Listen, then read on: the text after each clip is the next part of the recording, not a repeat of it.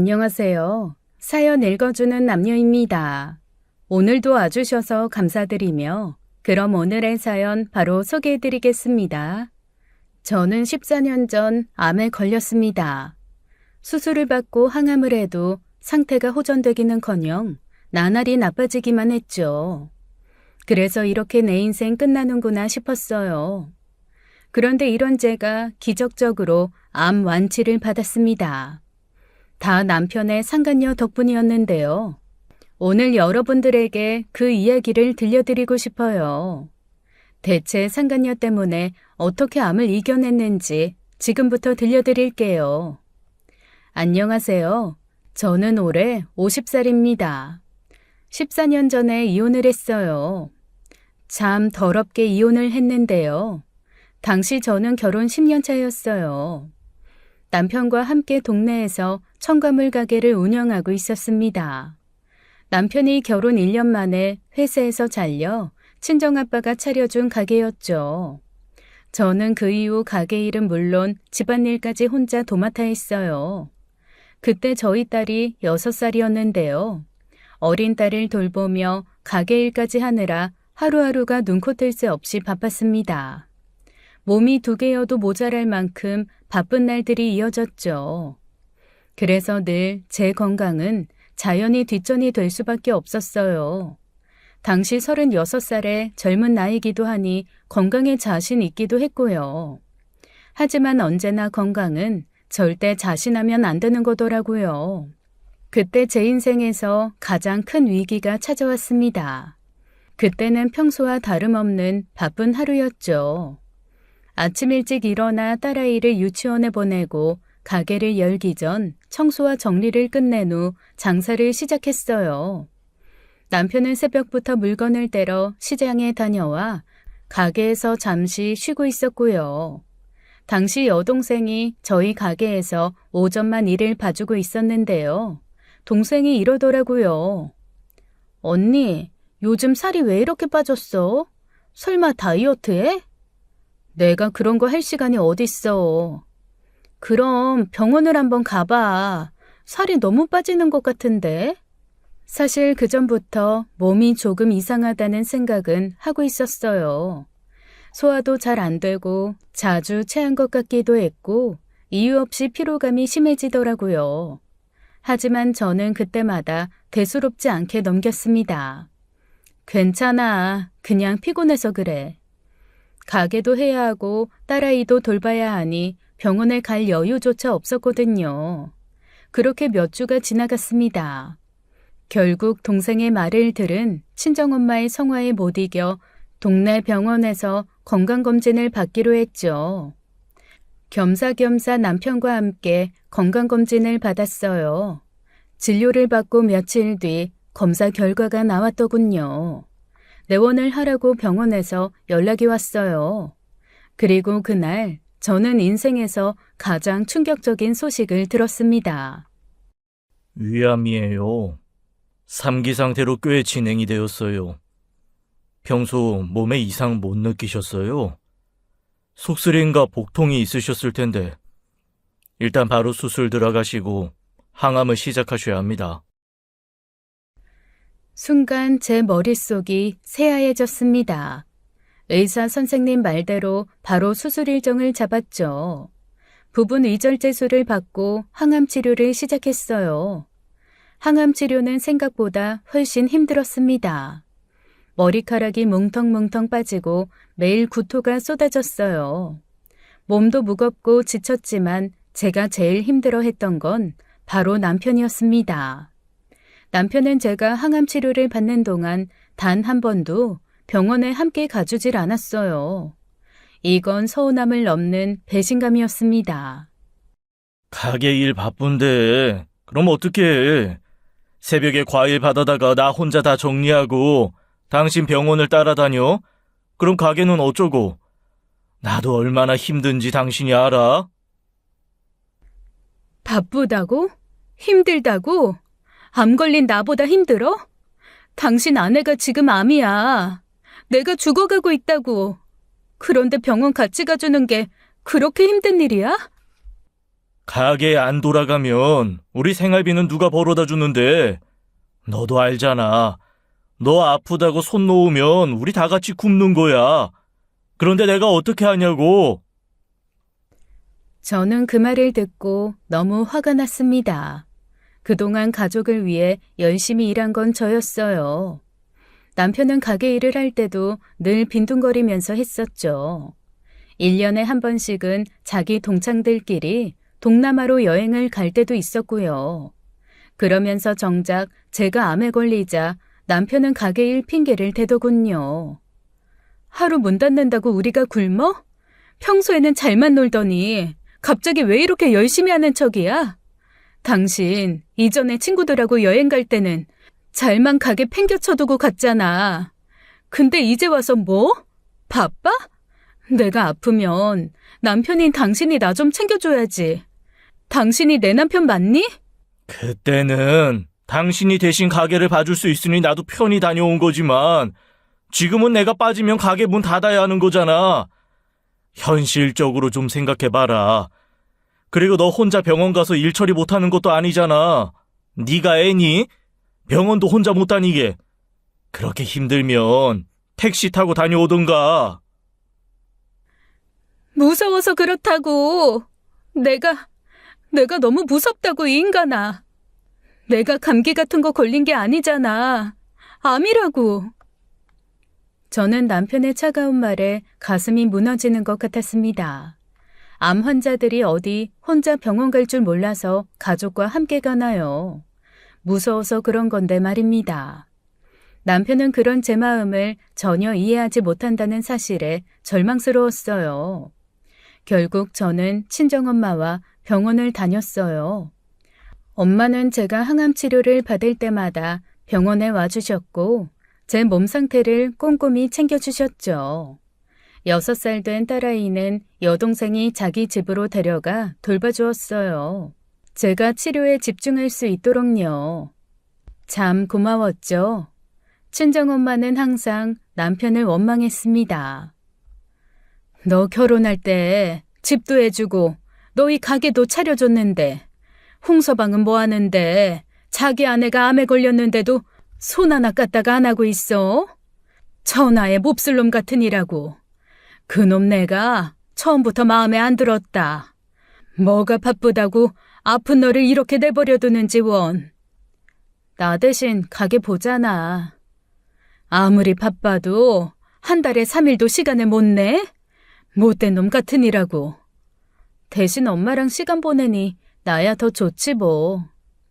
엄마의 원망 섞인 말에 저는 아무 말도 할 수 없었어요. 남편이 이렇게 매정할 줄은 저도 몰랐으니까요. 하지만 그럼에도 불구하고 저는 딸아이를 위해 꾹 참았습니다.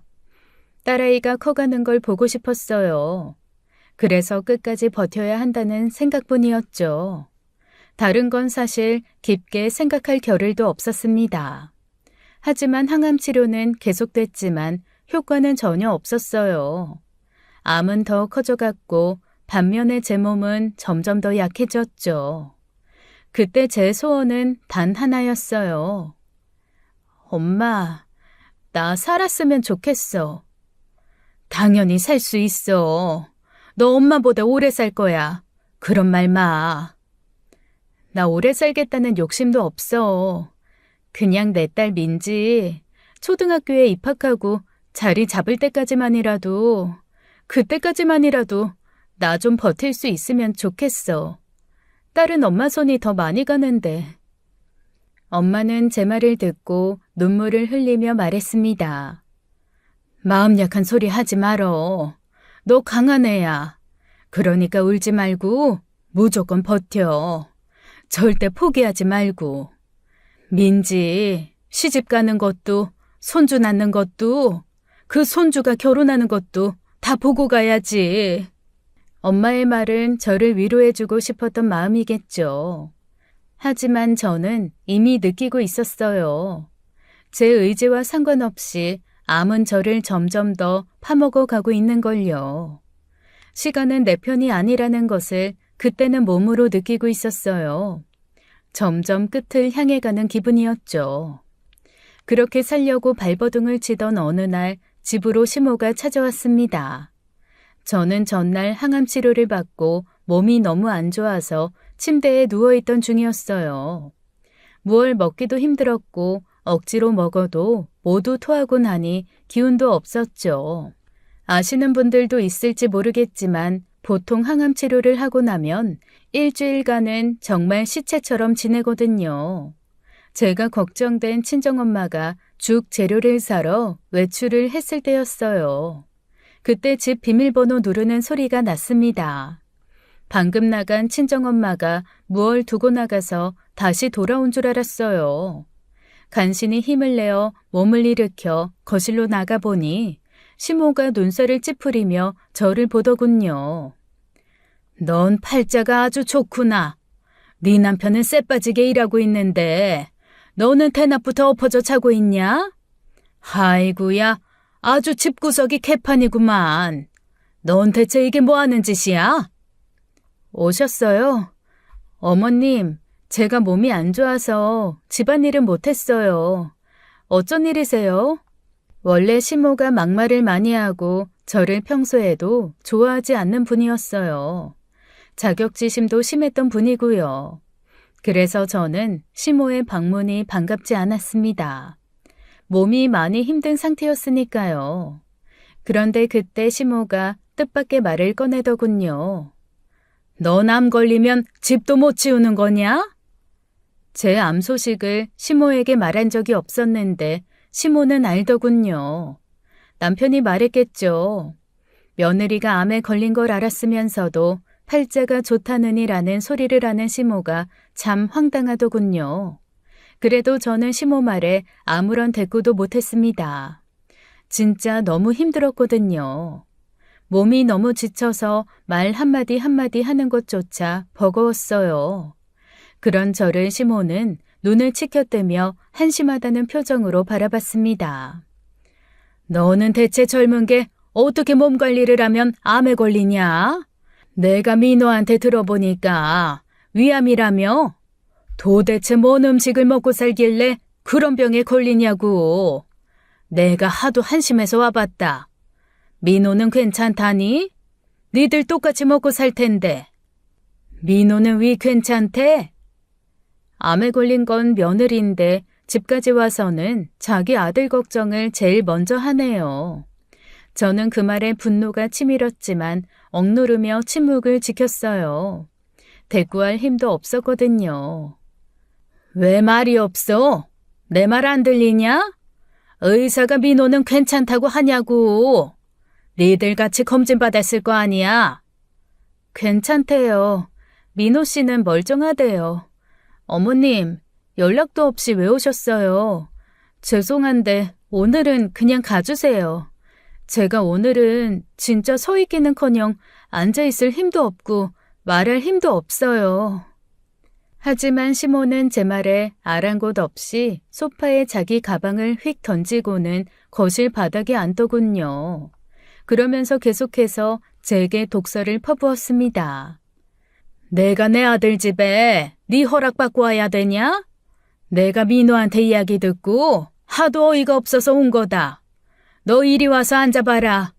아니 그 젊은 나이에 네가 암에 걸리면 우리 아들은 어쩌니? 네가 암이면 내 아들 밥은 누가 해주고 또 가게 일은 누가 해? 그리고 민지 걔도 아직 어린데 걔는 누가 키우냐고. 내가 어이가 없어서. 너 설마 암 걸렸다는 핑계로 나한테 민지 맡길 생각이냐? 난 늙어서 여기저기 아파서 애 못 보니까 그런 생각하지도 말거라. 민지는 여동생이 봐주고 있으니까 그런 걱정 마세요. 그건 다행이네. 아, 물이나 좀 떠와봐라. 거목 말라 죽겠네. 그리고 시모는 소파에 앉아 물을 마시며 한참을 떠들더라고요. 주된 이야기는 그거였어요. 너 암에 걸렸다고 내 아들 힘들게 하지 말란 말이었죠. 참 대단하신 양반이란 생각이 들더라고요. 어떻게 이런 상황에서 자기 아들 걱정만 할 수 있나 싶었습니다. 남이라도 첫마디는 암 환자를 걱정할 법도 할 텐데 말이에요. 쏟아내는 말들 중에 단 한마디도 제 걱정은 없었어요. 항암 후유증 때문에 너무 힘들었지만 참고 있을 수도 없겠더라고요. 그래서 저는 겨우 목소리를 내며 말했습니다.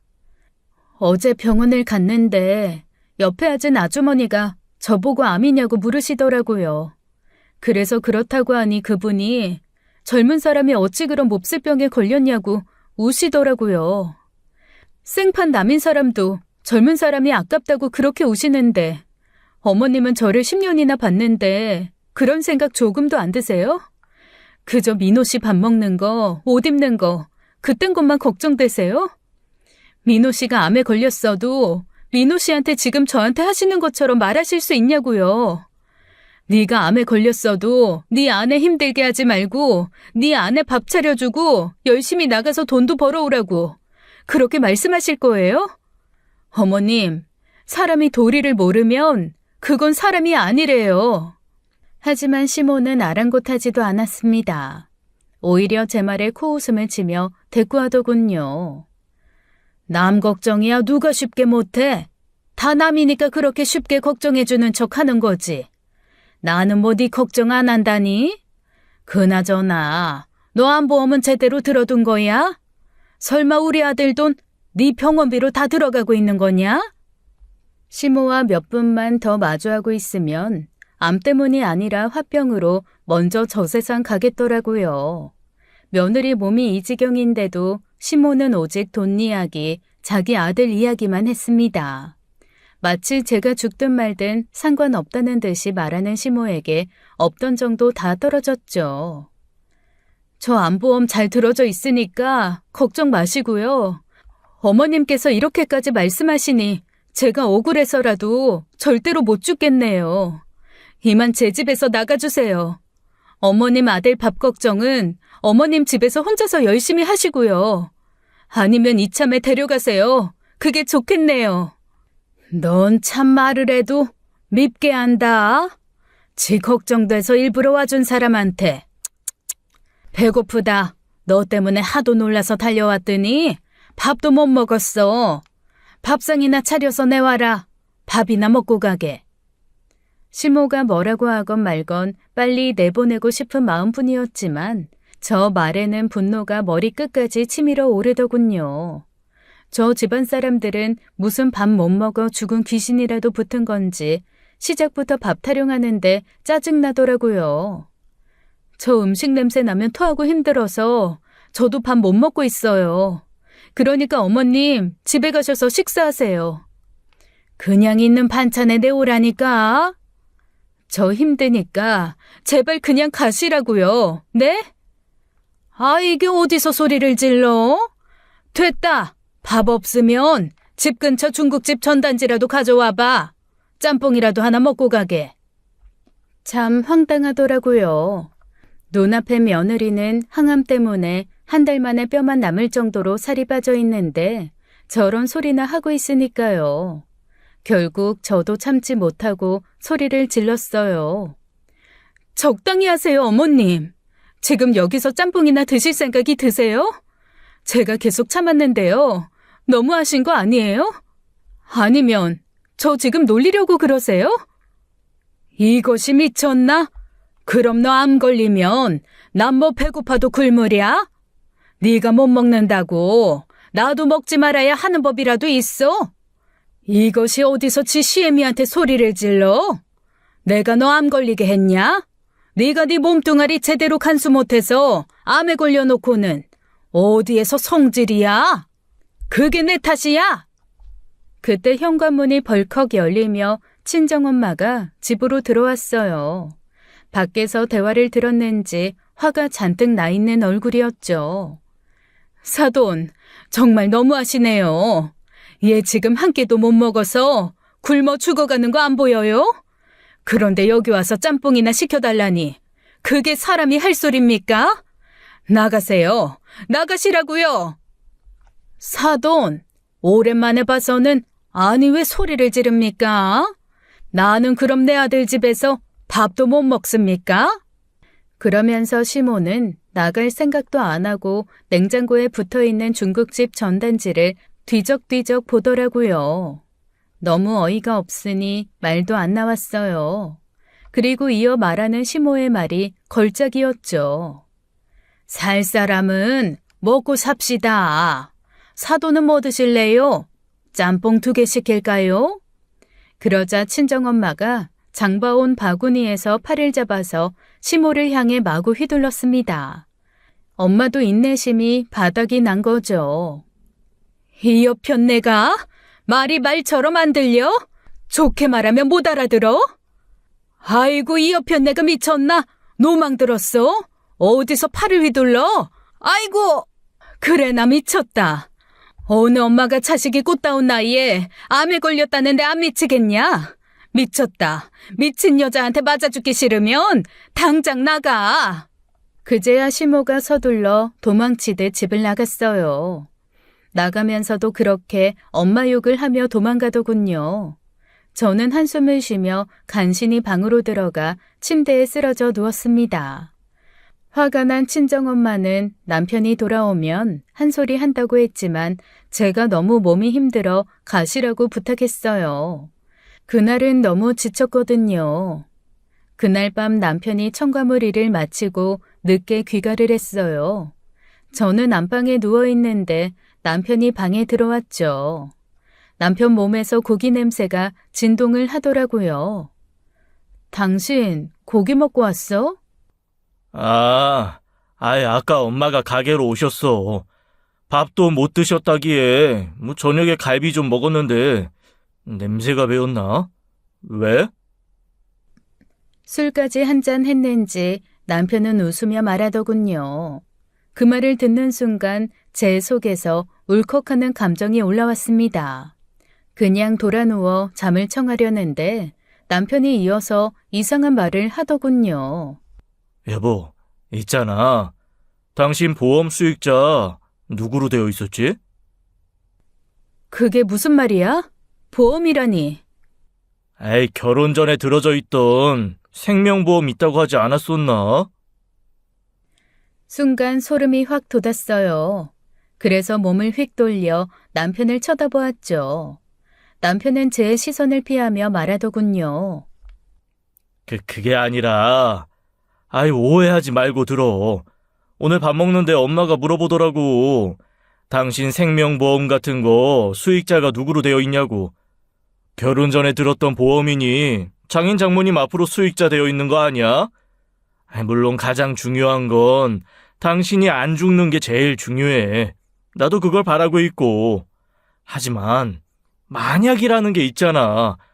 아주 만약에 당신이 잘못되면 내가 민지 키우면서 살아야 하니.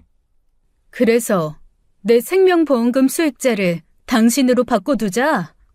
남편은 당황한 표정을 지으며 서둘러 말을 이어가더군요. 에이, 오해하지 말고 들으라니까. 나는 정말 최악의 경우를 두고 하는 말이야. 그리고 최악의 경우에는 내가 수익자가 되는 게 맞지. 저는 그 말을 듣는 순간 숨이 막히는 듯한 기분이 들었습니다. 어떻게 이 상황에서 이런 말을 할 수 있나 싶었어요. 난 현실적으로 생각하자는 거야. 기분 나쁘게 듣지 말고. 오늘 당신 엄마 집에 왔었어. 나 암에 걸린 거 당신이 말했지? 오셔서 그러시더라고. 나 암에 걸렸어도 당신 밥 굶기지 말라고. 한참을 당신 걱정만 하고 갔어. 나 죽으면 누가 당신 밥 해주냐? 또 가게 일은 누가 하냐? 당신이 힘들게 번 돈 병원비로 써버릴까봐 그것도 걱정하시고. 뭐? 엄마가 그런 말을 했다고? 그래, 대단한 아들 사랑이시지? 그런데 말이야, 당신도 그렇고 당신 엄마도 그렇고 이상하지 않니? 뭐가 이상해? 나는 살겠다고 발버둥 치면서 항암치료 받고 있는데 당신이랑 당신 엄마는 나 죽을 일만 생각하더라? 난 살겠다는데 왜 니들은 나 죽고 난 뒤 일만 생각해? 내가 죽는다는 게 너한테는 기정사실이 된 거니? 남편은 제 말에 얼굴이 굳어지더군요. 그리고 니네 차갑게 말했어요. 엄마가 걱정돼서 한 말이지. 넌 왜 그걸 꼬아서 듣는 건데? 그리고 엄마가 틀린 말 한 것도 아니잖아. 당신이 암에 걸린 건 안타깝지만 엄마 입장에서는 내 걱정하는 게 당연한 거 아니야? 나도 당신 보낸 다음 일을 계획해야 하는 게 맞는 거 아니냐고. 당신 살고 싶어 하는 마음 누가 모른대? 아이, 살 수 있으면 살아. 누가 말려? 내가 못 살게 하니? 그런데 당신이 살고 싶다고 그게 뜻대로 다 되는 게 아니잖아. 그럼 암 걸린 사람들 다 살았게? 저는 남편의 말에 큰 충격을 받았습니다. 이 사람에겐 내가 살고 죽는 건 별 문제가 아니구나 싶었어요. 아니, 어쩌면 죽기를 바라는 것 같았죠.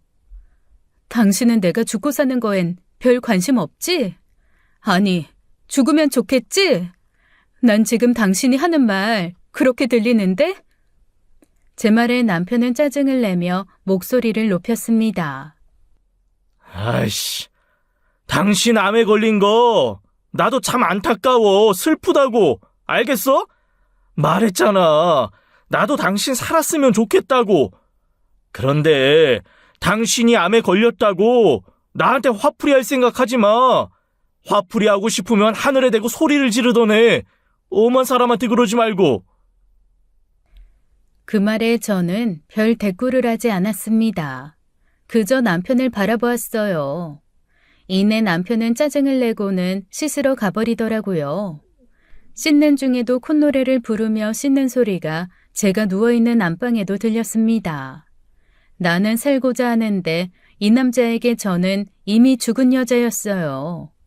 저는 생각했어요. 이 남자는 내가 죽어도 눈물 한 방울 안 흘리겠구나. 그래서 더 이를 악물었어요. 이대로 죽기 억울했습니다. 그래서 다음 날부터 억지로 먹었어요. 먹다가 토하면 또 먹었죠. 이전에는 너무 힘들어 더 이상 항암 치료 못 받겠다는 마음도 들었었는데 그 마음도 고쳐먹었죠. 어떻게 해서든 기필코 암을 이겨야겠다는 마음을 먹었어요. 그리고 암과의 싸움에서 이기는 날 이 남자와 이혼을 해야겠다 결심을 했죠. 그리고 저는 3주 뒤 또 한 차례의 항암 치료를 했습니다. 항암 치료를 마치고 집으로 돌아가는데 몸이 너무나도 힘들었죠. 차에 앉아 있는데도 속이 울렁거리고 가만히 있어도 금방이라도 토할 것 같았어요. 그나마 상쾌한 귤이라면 조금 먹을 수 있을 것 같다는 생각이 들었습니다. 그래서 집으로 가기 전 제 가게에 들러 귤을 좀 가져가려 했죠. 가게에 들어서니 손님 한 명이 과일을 고르고 있었습니다. 그런데 남편은 보이지 않았어요. 손님은 남편이 없자 계산도 못하고 돌아가려는 것 같았습니다. 저는 속이 울렁거리고 힘든 상황이었지만 그냥 손님을 돌려보낼 수 없었기에 그 손님을 붙잡고 계산을 도와주었습니다. 그때 참 열받더라고요. 가게 때문에 병원도 한번 안 와본 남편이 가게를 비우고 있으니 말이에요. 남편이 어디 있는지 알아내야겠다는 생각에 서둘러 남편에게 전화를 걸었습니다. 하지만 남편은 전화를 받지 않았어요. 몇 번을 시도했지만 여전히 답이 없었죠. 잠시 뒤 남편이 가게 뒤편에서 나타났습니다. 가게 뒤에는 큰 창고가 있었는데 그곳에 과일과 야채 같은 것들을 보관하곤 했어요. 남편이 그곳에서 나오더군요. 창고에 있었어? 가게에 손님이 있었는데 계산도 못하고 그냥 가려고 했어. 거기서 뭐 한 거야? 당신 언제 왔어? 미안. 창고에서 과일 정리 좀 하느라 손님을 못 봤네. 그 말을 듣는데 남편이 이상하게도 당황하더군요. 평소에 그렇게 창고 정리하라고 해도 듣지도 않던 사람이었어요. 그래서 창고 정리는 늘 제 몫이었죠. 그런데 왜 갑자기 창고 정리를 했는지도 궁금하더군요. 평소에는 창고 정리하라고 해도 안 하더니 갑자기? 남편은 애써 태연한 척하며 대답했습니다. 당신이 아프니까 뭐 나라도 해야지. 그럼 누가 해? 우리가 사람 쓸 형편이 안 되는데. 그럴 수도 있겠다는 생각이 들었지만 제 촉은 수상함을 감지하더군요. 뭔가 찜찜한 느낌이 사라지지 않았어요. 그래? 요즘 장사는 잘하고 있는 거야? 그 말을 하며 제가 창고 쪽으로 가는데 남편이 저를 급하게 잡았습니다. 그리고는 다른 이야기를 꺼내기 시작했어요. 어디가? 이거 과일 상태 좀 봐. 오늘 들어온 거 몇 가지 있는데. 저는 남편이 갑작스럽게 말을 돌리는 게 무척 이상하게 느껴졌습니다. 괜찮아. 상태 좋네. 나 창고 좀 확인할게. 재고 남은 것 좀 확인하고. 몸도 안 좋으면서 무슨 일이야. 내가 할게. 당신은 집에 들어가 쉬어. 오늘 항암도 했잖아. 힘들지 않아?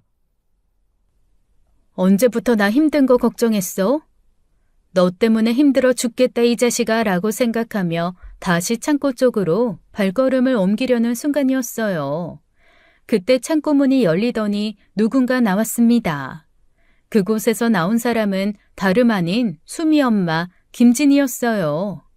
진이는 제 딸의 친구 엄마였습니다. 진이 딸 수미가 제 딸과 같은 유치원을 다니고 있었거든요.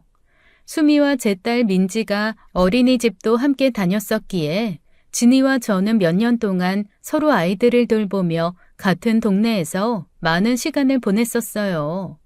처음에 진이는 남편이 외국에서 돈을 벌고 있다고 했었습니다. 하지만 저와 친해진 이후 그녀가 제게 고백을 했죠. 사실 자기는 이혼녀라고요.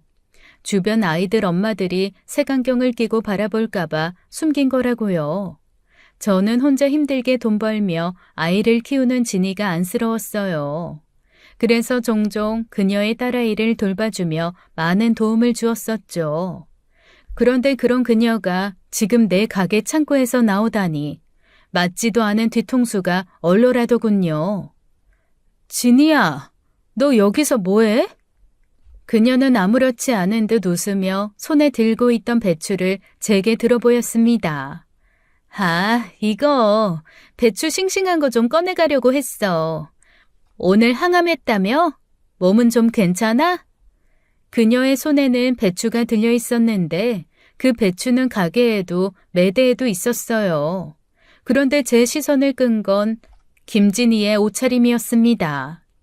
옷은 흐트러져 있었고 입술 립스틱은 번져 있었죠. 순간 제 머릿속에서 모든 게 빠르게 계산되었습니다. 남편이 왜 내가 죽은 이유만을 생각했는지를요. 직감적으로 바로 알 수 있었어요. 내 남편과 김진희가 지금 바람을 피우고 있다는 사실을 말이죠.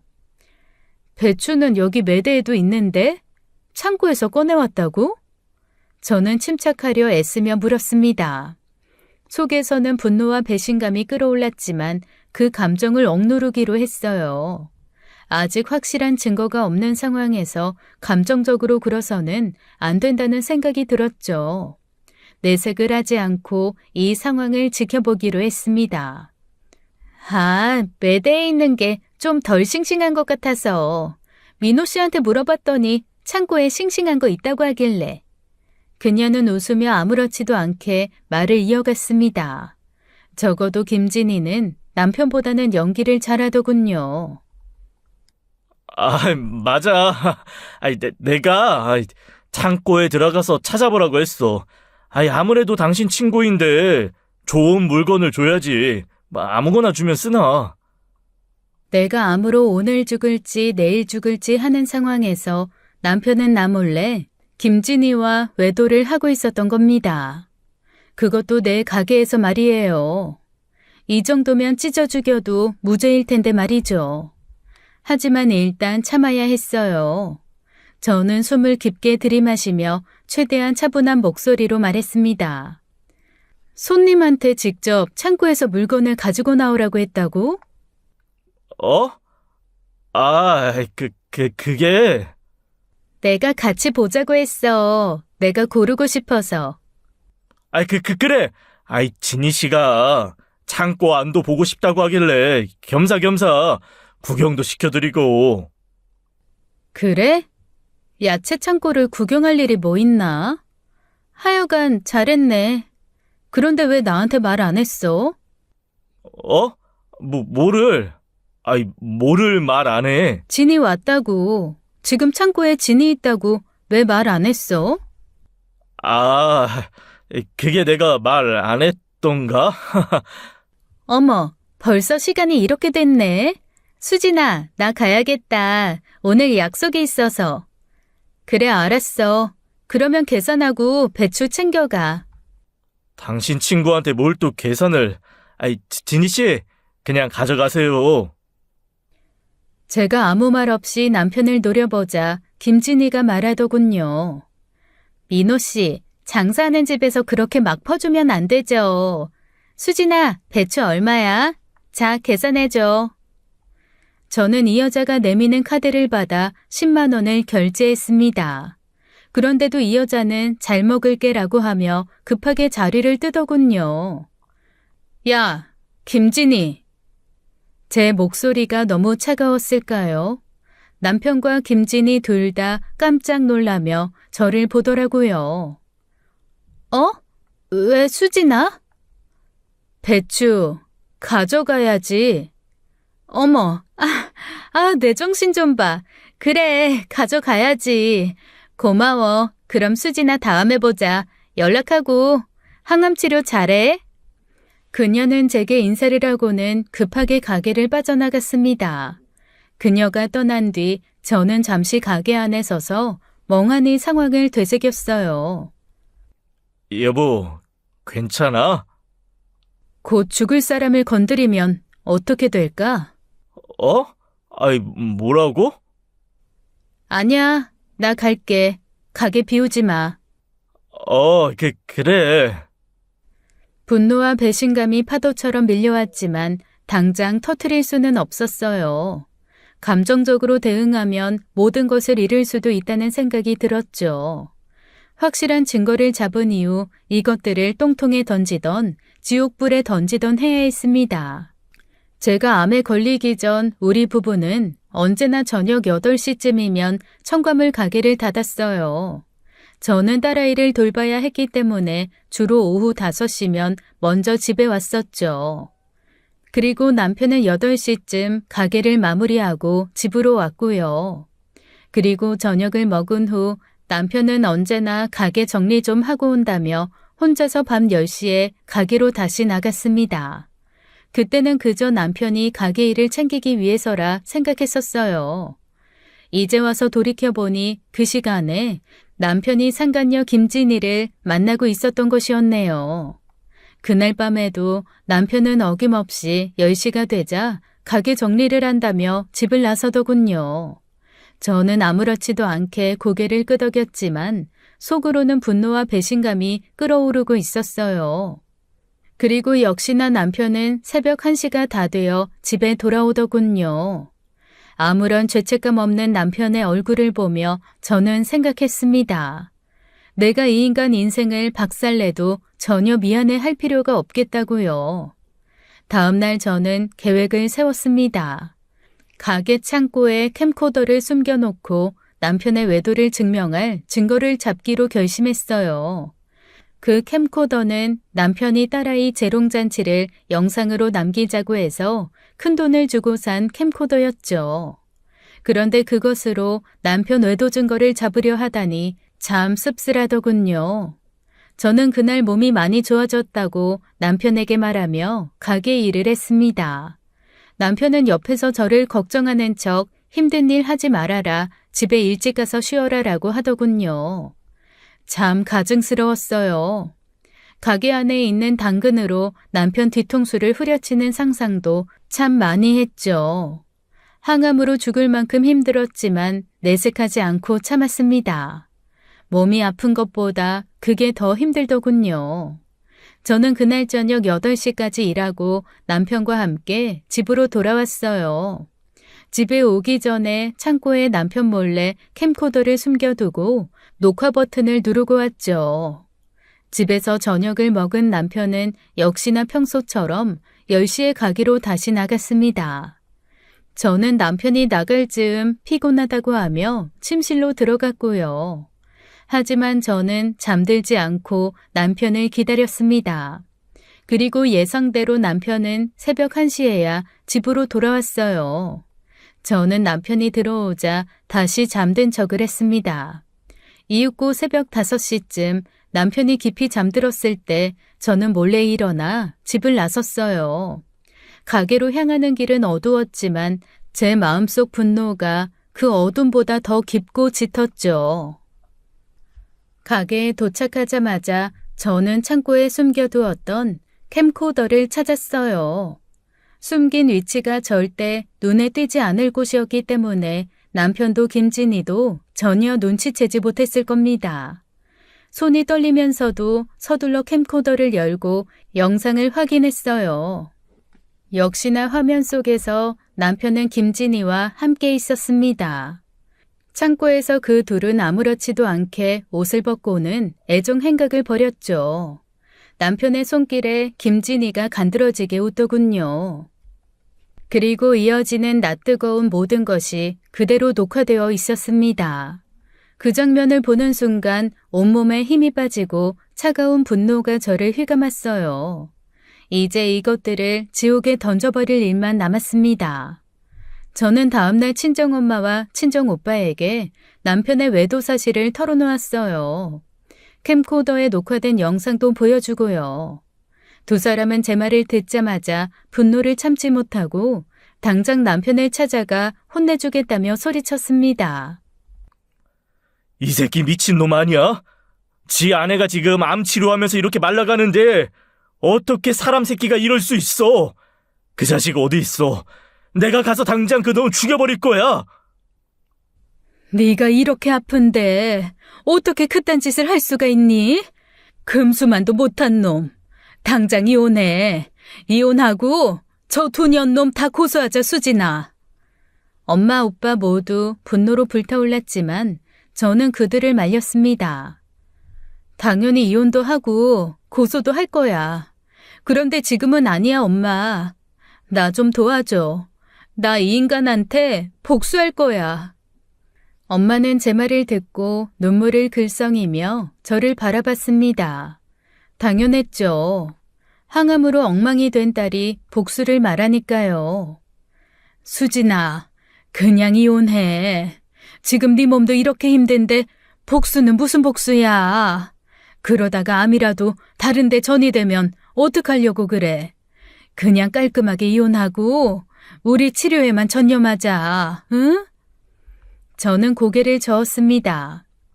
엄마, 나 좀 도와줘. 나 복수 끝내지 않으면 아무리 치료받아도 결국 나 죽을 거야. 그러니까 나 도와줘. 엄마, 오빠, 이게 내가 살 수 있는 유일한 길이야. 제 결심이 확고하다는 것을 느낀 엄마와 오빠는 더 이상 말리지 않고 저를 돕기로 했습니다. 그래, 말만 해. 내가 뭐를 도와줄까? 네가 원하는 대로 하자. 두 사람은 눈물을 삼키며 저를 돕기로 했어요. 저는 이를 악물고 제 인생 마지막이 될지도 모르는 칼춤을 추기로 결심했습니다. 저는 속으로 다짐했어요. 내가 내일 당장 죽더라도 오늘은 그 인간들 나락으로 보내고 죽자. 며칠 뒤 남편은 여느 때와 다름없이 밤 10시에 가게로 향했습니다. 역시나 가게 정리 좀 하고 올게라는 말을 남기고는 집을 나섰죠. 저는 남편이 외출 준비를 하는 동안 몰래 남편 핸드폰을 비행기 모드로 바꿔두었어요. 남편이 다른 곳에서 전화를 받지 못하게 하려는 속셈이었어요. 남편은 전혀 눈치채지 못한 채 평소처럼 태연히 집을 나가더군요. 남편이 나가자마자 저는 곧바로 시모와 신우이에게 연락을 넣었습니다. 신우와 시모는 모두 저희 가게 근처에 살고 있었어요. 어머님, 내일부터 며칠 동안 첨가물 가게 문을 닫아야 해서 남아있는 야채랑 과일들이 상할 것 같아요. 오늘 밤 10시 20분까지 저희 가게 앞으로 와서 가져가세요. 니들이 웬일로 가게 문을 닫니? 명절에도 안 쉬더니 무슨 일 있냐? 좀 쉬려고요. 아무튼 늦으시면 다른 사람들이 좋은 거 다 가져가요. 그러니까 꼭 오세요. 친구분들도 다 데리고 오시고요. 공짜로 가져가도 되는 거지? 나 차 가지고 간다. 네, 마음껏 가져가세요. 시모와 전화를 끊자마자 신우에게도 전화해서 같은 내용을 말했죠. 시모와 신우이는 그 말을 듣자마자 친구들까지 데리고 오겠다고 하더군요. 그들의 탐욕스러운 태도에 저는 속으로 웃었어요. 이 쇼에 관람객이 많으면 많을수록 저야 좋으니까요. 그래, 최대한 많이들 데려와라. 그리고 저는 제 딸이 다니는 유치원 아이들 엄마들에게도 전화를 돌렸어요. 역시나 시모에게 말한 것처럼 첨가물을 며칠 문 닫을 예정이니 와서 야채와 과일 좀 다 가져가라고 했습니다. 유치원 엄마들은 제 지인이었지만 모두들 상간녀 김진희의 지인이기도 했어요. 동네 엄마들끼리 평소에도 모임을 많이 했었으니까요. 유치원 엄마들을 부를 때는 김진희에게는 말하지 말라고도 덧붙였죠. 요즘 진희 씨하고 사이가 좀 그래. 그러니까 진희 씨한테는 절대 연락하지 말고 영숙 씨만 와. 알았지? 친구들 있으면 다 데리고 오고. 야채하고 과일 많이 있으니까. 알았지? 요즘 김진희와는 사이가 안 좋아서 부르기 싫다고 하니 다들 이해하더군요. 이렇게 혹시 모를 김진희에게 연락이 갈 사태도 미연에 방지했습니다. 동네 엄마들은 공짜라는 말에 신이 나서 모두 10시 20분에 제 가게 앞으로 모이기로 했죠. 남편과 김진희를 아는 사람들이 최대한 많이 모이기를 바라는 제 계획은 완벽히 실행되고 있었어요.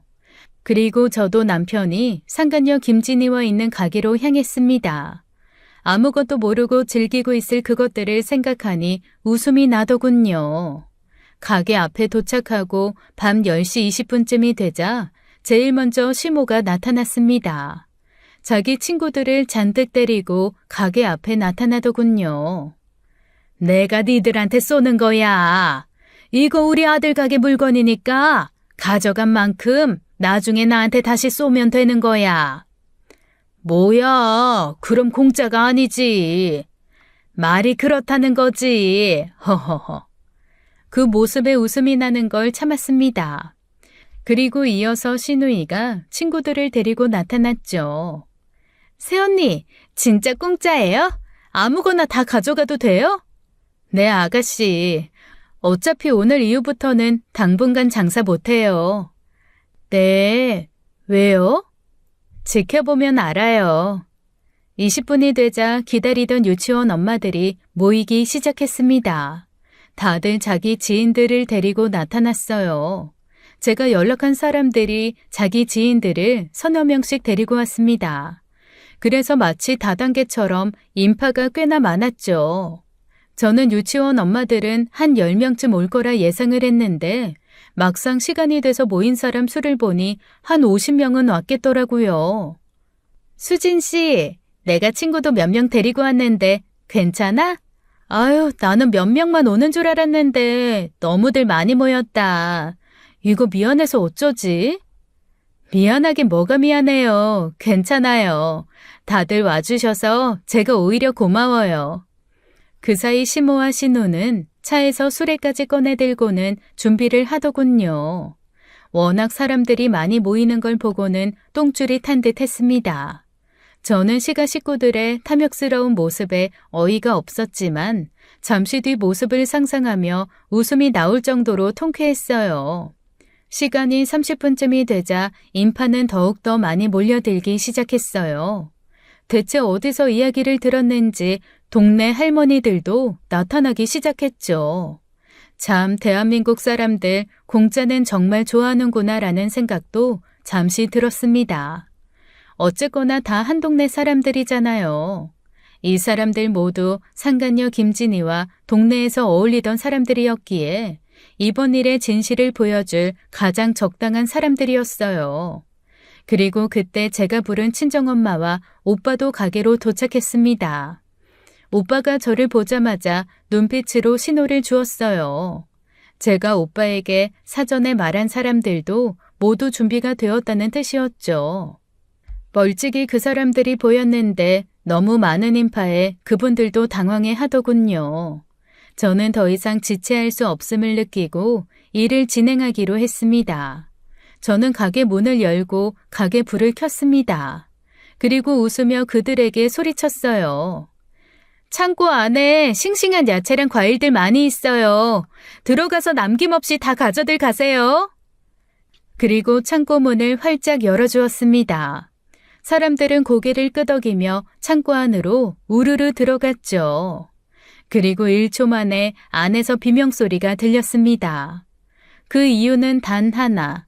남편과 그 상간녀 김진희가 창고 안에서 옷도 제대로 걸치지 않은 채 외도를 저지르고 있었기 때문이었어요. 남편과 김진희는 둘만의 후끈한 시간을 보내다가 갑자기 들이닥친 많은 사람들 모습에 당황하며 허둥지둥 자기 옷을 찾기 시작했습니다. 하지만 사람들이 너무 많이 몰려 있어서 그런지 남편과 상간녀 김진희는 자기 옷을 찾지도 못하고 알몸으로 비명을 지르더군요. 아이씨, 비켜요! 아이, 자리 좀 비키라고요! 하지만 사람들이 많아서 남편은 이리 치이고 저리 치이고 있었어요. 결국 남편은 알몸으로 이곳을 도망가려고 했습니다. 그때 제가 남편을 바로 잡았어요. 그리고 외쳤어요. 동네 사람들! 이 새끼가 내 남편인데 지금 이 여자랑 바람나서 여기서 이러고 있어요. 여러분, 저 암이에요. 암 걸린 자기 아내 죽든 말든 던져두고 이러고 있다고요. 그 말에 여기저기서 웅성거리는 소리가 나더군요. 그때 누군가가 남편 뒤통수를 후려 갈겼습니다. 퍽 소리와 함께 남편이 뒤를 보며 외쳤죠. 아! 아이씨, 어떤 새끼야! 하지만 남편이 뒤를 보자 그 뒤에 있던 누군가 또 남편 뒤통수를 때렸습니다. 그리고 이어서 수많은 사람들이 남편을 때리기 시작했어요. 아내가 암인데 이러고 싶냐? 이런 쓰레기 같은 놈아! 더 때려. 저런 거 살려두면 공기가 아깝다. 무수한 주먹들이 남편에게 쏟아져 내리기 시작했고 결국 남편은 그 자리에 쓰러져 소리만 지르더군요. 그 사이 김진희가 슬그머니 도망을 가려고 했습니다. 그때 친정엄마가 눈을 번뜩이며 김진희를 붙잡았어요. 넌 어딜 도망가? 그 말에 사람들이 상간녀 김진희도 때리기 시작했죠. 그때 가게 안으로 친정오빠가 경찰을 데리고 들이닥쳤습니다. 경찰은 남편과 상간녀 김진희의 모습을 확인하고는 사진을 찍어대기 시작했고요. 홍민희 씨, 김진희 씨, 현장 확인됐습니다. 여러분 진정하세요. 계속 이러시면 집단 폭행으로 모두 서해 가셔야 해요. 경찰의 말에 그제야 사람들은 하나둘 가게를 나가기 시작했어요. 가게 안에 몰려있던 많은 사람들이 나가니 남편은 한쪽 구석에 쓰러져 있더라고요. 알몸으로 누워 있었는데 그 위로 수많은 발자국이 나 있었습니다. 그 모습을 본 순간 시모가 소리를 지르며 제게 달려들더군요. 아마 이 모든 게 제가 파놓은 함정이라는 것을 그때 알았나 봐요. 시모는 얼굴이 벌겋게 달아오른 채 저를 향해 손을 들었습니다. 이년이? 어차피 죽으려니 내 아들을 죽이려고 들어? 그래, 너 암으로 죽기 전에 내 손에 먼저 죽어라. 시모는 미친 듯이 저를 때리려 했습니다.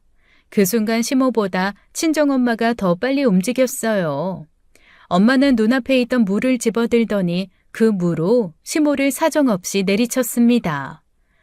네 년이 뭔데? 감히 내 딸한테 손을 대? 이 못된 할망구야. 내 딸이 죽기는 왜 죽어? 쓰레기 같은 네 아들놈이 죽어야지. 친정엄마의 기세에 모두가 놀랐고 시모는 그 무에 맞고 나가 떨어지며 비명을 질렀습니다. 경찰이 서둘러 두 사람을 떼어놓으려 했지만 엄마는 분이 풀리지 않은 듯 계속 소리쳤어요. 다른 사람 눈에 눈물 나게 하면 그 사람은 피눈물 난다고 했어. 내 딸 눈에 눈물 나면 네 새끼 눈에는 피눈물 안 나겠냐? 친정엄마한테 무로 한 대 얻어맞은 시모는 바닥에 주저앉아 억울하다는 듯 울기 시작하더군요. 내 아들이 뭘 잘못했어? 그럼 죽을 날 받아둔 여자랑 살아야 하냐? 내 아들 살 길 찾아 떠나겠다는데 니들이 뭔데 손가락질을 해? 아이고 억울해. 아이고 원통해. 그러는 와중에 시누이는 자기 엄마가 저러고 있는데도 부끄러운 듯 얼굴을 감싸며 도망을 가버렸습니다. 친구들이 시누 이름을 부르며 따라가더라고요. 그리고 공짜 과일을 얻으러 온 사람들이 수군거리며 남편과 시모 욕을 하기 시작했어요. 제 김진이 맞지? 맞네. 세상에, 수진 씨 남편이랑 바람난 년이 김진이었어? 내가 쟤 수상하다고 했잖아. 동네에서 이 남자 저 남자 꼬리치는 게 아주 딱 상간녀 관상이야. 아무리 그래도 수진 씨 암 걸린 거 다 알았으면서 어떻게 저래? 진짜 남자애 환장했네. 에휴, 맞아도 싸다. 친정 엄마와 오빠 그리고 저는 남편이 수많은 사람들에게 망신당하는 모습을 바라보며 그제야 조금씩 속이 풀리는 기분이 들었습니다. 저는 그제야 사람들에게 말했어요. 오늘 쇼 관람해 주셔서 고마워요. 오늘 이 일 이곳저곳 소문 마음껏 내주시고요. 야채랑 과일도 가지고 가고 싶은 만큼 모두 가져가셔도 돼요. 남편의 외도 현장을 잡고 난 후 저는 곧바로 남편을 간통죄로 고소했습니다. 2010년 당시에는 간통죄가 아직 폐지되지 않았기 때문에 법적 처벌이 가능했어요. 그날 밤 오빠에게 부탁해 경찰을 대동한 것도 이 이유 때문이었습니다. 친정오빠에게 부탁해서 확실하게 증거를 잡아둔 후 법적으로 남편을 처벌받게 하려는 것이 제 계획의 일부였죠. 당시 간통죄로 실형을 선고받는 경우는 드물었습니다. 대부분 집행유예로 끝나는 경우가 많았지만 남편 상황은 달랐어요. 제가 암이었잖아요. 암에 걸린 아내를 두고 오랜 기간 외도를 저질렀다는 사실이 밝혀졌고 이는 사회적으로 큰 무리를 일으킨 사건으로 판단되었습니다. 결국 남편에게는 징역 6개월의 실형이 선고되었어요. 법정에서 남편이 고개를 떨군 채 서 있는 모습을 보며 저는 차갑게 그를 바라봤습니다. 남편이 제게 저지른 배신과 그로 인해 받은 상처는 그보다 더 큰 형벌로도 갚을 수 없었겠지만 그래도 최소한의 정의는 실현된 셈이었죠. 상간녀 김진희 역시 처벌을 받았습니다. 그러나 그녀는 어린 딸을 키우고 있다는 이유로 집행유예 판결을 받았어요. 법적으로는 약한 처벌이었지만 어쨌거나 공식적으로 상간녀 주홍 글씨를 떡하니 박아주었죠. 이후 저는 상간녀를 상대로 민사소송을 걸었고 위자료를 청구했습니다. 이미 그날의 모든 증거를 확보해둔 상태였기 때문에 소송에서는 쉽게 이겼죠. 결국 저는 상간녀에게서 꽤 많은 금액의 위자료를 뜯어낼 수 있었습니다. 남편의 실형 선고에 가장 충격을 받은 사람은 시모였어요. 시모는 이 상황이 억울하다며 큰 소리로 울부짖더니 결국 뇌졸중으로 쓰러졌습니다. 병원으로 실려가는 시모의 모습을 보며 저는 속으로 대체 뭐가 억울하다는 건지 이해도 안 되더군요. 남편이 그동안 저를 속이고 배신하고 내 고통을 외면해왔는데 이제 와서 그게 억울하다고 주장하다니 정말 이해할 수 없는 노릇이었죠. 김진희는 비록 집행유예로 감옥에 가진 않았지만 동네에 소문이 쫙 퍼졌습니다. 그날 우리 가게에 왔던 지인들이 사건의 전말을 빠르게 퍼뜨렸거든요. 그 소문은 순식간에 퍼졌고 김진희는 더 이상 이곳에 발붙일 수 없게 되었어요. 결국 그녀는 도망치듯 이사를 가버렸죠. 아무리 어린 딸을 키우는 엄마라고 해도 동네 사람들이 김진희를 그대로 둘 리 없잖아요. 그 후 저는 남편과 이혼을 했습니다. 소송을 통해서 이혼을 진행했고 결국 저는 가게와 집을 모두 지킬 수 있었어요. 어차피 가게와 집은 친정아빠가 제게 해준 유산이었기에 남편에게는 권리가 없었습니다. 남편에게는 위자료를 받고 이혼을 했어요. 그렇게 저는 남편과 모든 관계를 깔끔하게 정리했습니다. 이혼 후에도 저는 항암 치료를 계속했어요. 남편의 외도와 그 배신감을 밝혀내고 통쾌하게 복수한 덕분일까요? 의사들도 놀랄 만큼 제 암은 완치되었습니다. 처음 암 진단을 받았을 때는 희망적이지 않다는 소리를 들었지만 저는 그 모든 고통을 이겨내고 살아남았어요. 어쩌면 복수는 제게 최고의 치료가 되었던 셈이었죠. 그리고 14년이 지난 지금 저는 여전히 살아있습니다. 그때만 해도 딸이 초등학교에 입학하는 모습만 볼 수 있으면 소원이 없겠다고 생각했는데 우리 딸은 이번에 대학까지 진학했어요. 제 딸이 훌쩍 커버린 모습을 보니 그동안 살아있어준 제 자신에게도 하늘에게도 감사할 따름입니다. 지금은 간통죄가 폐지되었지만 저는 다시 그 법이 생기면 좋겠다는 생각을 합니다. 부정한 행위를 저지르는 사람들에겐 반드시 그에 합당한 처벌이 내려져야 한다고 믿으니까요. 바람난 사람들에게 제대로 된 법적 처벌이 내려지는 세상이 오면 좋겠습니다. 그들이 더 이상 다른 사람의 삶을 짓밟고도 무사히 넘어가는 일은 없어야 하니까요. 지금까지 사연 읽어주는 남녀였습니다. 끝까지 시청해주신 여러분 감사드리며 저희는 다음 사연으로 돌아올게요. 감사합니다.